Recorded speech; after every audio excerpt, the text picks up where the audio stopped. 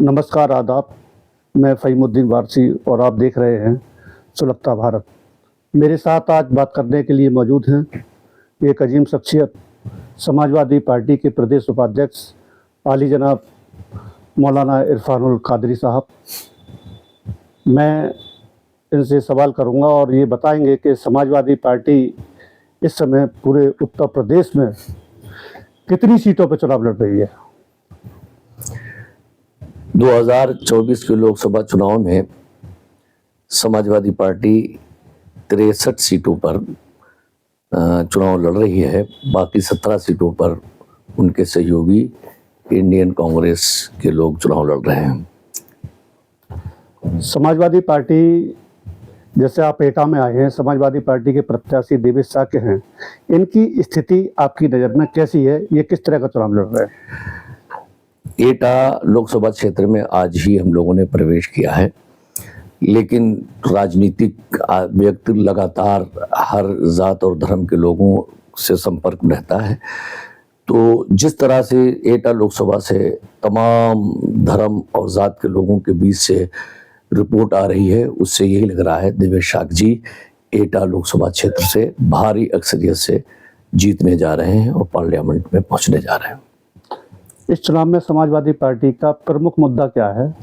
Samajwadi party हमेशा आपसी सौहार्द, भाईचारा, गंगा जमनी तहजीब और महंगाई, बेरोजगारी, किसानों के मुद्दे, नौजवानों के मुद्दे, इन्हीं तमाम मुद्दों को लेकर लोकसभा चुनाव के बीच में है।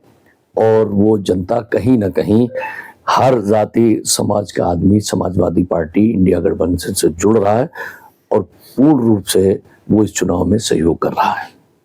कल समाजवादी पार्टी के राष्ट्रीय अध्यक्ष अखिलेश यादव जी एटा आए थे और जो मंच था, उस मंच के बैनर पर लिखा हुआ था संविधान बचाओ जनसभा। तो क्या समाजवादी पार्टी की नज़र में संविधान पर कोई खतरा है?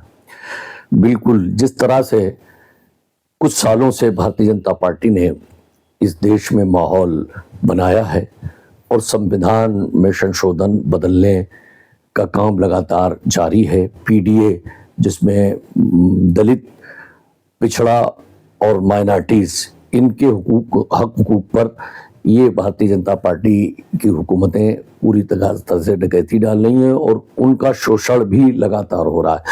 तो इस चुनाव में ऐसा लगता है कि संविधान और जमहूरियत दोनों को खतरा है। इसलिए ज़रूरी है कि हम सब लोग मिलकर अपने संविधान और जमहूरियत को बचाएं। अगर लोकतंत्र रहेगा तो संविधान रहेगा, संविधान रहेगा तो हम सबके हकूक़ की रक्षा और हिफाजत रहेगी।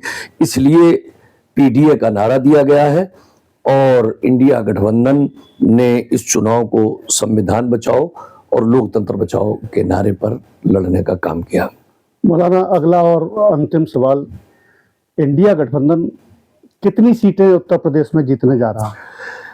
इंडिया गठबंधन तमाम 80 सीटों पर पूरी तरह से इंडिया गठबंधन के सामने नेट टू नेट लड़ रहा है। पिछले 2 चरण के जो मतदान हुए हैं उनमें से इतनी अच्छी खबरें आई हैं कि इंडिया गठबंधन से कहीं ज़्यादा आगे है। पूरी तरह से ये नहीं कहा जाता था कि कितनी सीटें इंडिया गठबंधन जीतेगा, लेकिन 80 की 80 सीटों पर नेट टू नेट लड़ाई है और इसमें हम काफ़ी अच्छी सीटों में सीटें जीतकर भारतीय जनता पार्टी का रास्ता उत्तर प्रदेश से दिल्ली जाने का रोकने की कोशिश करेंगे। ये थे समाजवादी पार्टी के प्रदेश उपाध्यक्ष मौलाना इरफानुल कादरी साहब। आपका बहुत बहुत धन्यवाद। शुक्रिया।